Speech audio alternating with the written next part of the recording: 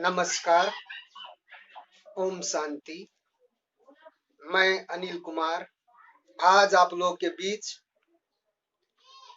8th class के English का 10वां पाठ का नाम है माई लैंड,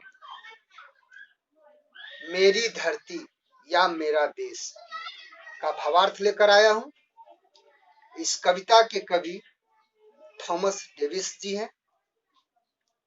पहले हम लोग वार्मर को जानते हैं, फिर अर्थ को विस्तार से समझें। Two friends have different thoughts about their country. दो सहेलियों में, दो दोस्तों में अपने देश के विषय में अलग अलग विचार हैं। One wants to serve the motherland after completing her studies. एक अपनी पढ़ाई पूरी करने के बाद अपनी मातृभूमि की सेवा करना चाहती है। The other wants to leave the country and settle in another country and work there. दूसरा जो है अपने देश को छोड़कर दूसरे देश में जाकर वहीं बसकर वहीं काम करना चाहती है। Who in your opinion is better? आपके राय में अच्छा कौन है? Give reasons for your opinion. आप अपने राय के लिए तर्क। कविता शुरू करते हैं। Sea is a rich and rare land. यहाँ मातृभूमि को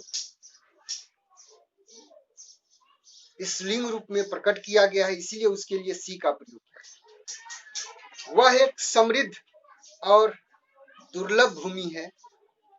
ओ she is a fresh and fair land. ओह, वह एक निर्मल और सुंदर धरती है। She is a dear and rare land. वह एक बहुत ही प्यारी और दुर्लभ धरती है। This native land of mind, मेरी यह मातृभूमि, मेरी यह जन्मभूमि। No men than hers are braver. इस धरती के लोगों के समान कोई भी आदमी बहादुर नहीं है। हर वोमेन्स हार्ट्स नेवर बिवर। उसकी महिलाओं के हृदय के समान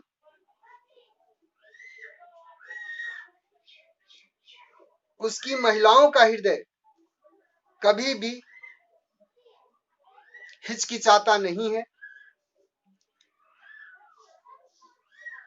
आई would freely die to save her. मैं उसे बचाने के लिए खुशी पूर्वक, स्वतंत्रता पूर्वक अपने प्राणों को त्याग दूंगा। And think my lot divine. और ऐसा करना मैं अपने आप को धन्य समझूंगा।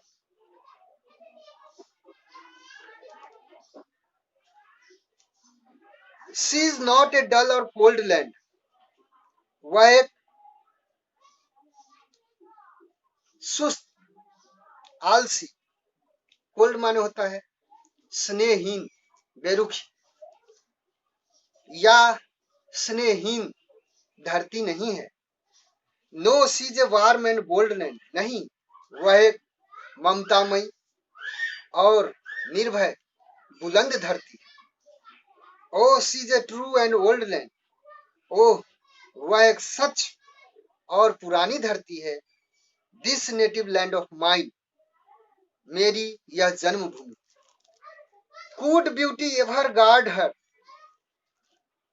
जो सदैव ही अपने खूबसूरती से रक्षित है। And virtue still reward her. और सद्गुण उसे अभी भी पुरस्कृत करते हैं। No foe would cross her border. कोई भी शत्रु उसके सीमा को पार नहीं कर सकता है। No friends within it pine. इसके अंदर कोई भी दोस्त उदास या चिंतित नहीं होता। O she's a fresh and fair land, ओ वह एक पावन और सुंदर धरती है। O she's a rare and true land, ओ वह एक दुर्लभ और सच धरती है। Yes she's a rare and fair land, हाँ वह एक दुर्लभ और सुंदर धरती है। This native land of mind, मेरी यह जन्मभूमि, मेरी यह मातृभूमि। इस प्रकार से इस कविता का अर्थ पूरा होता है।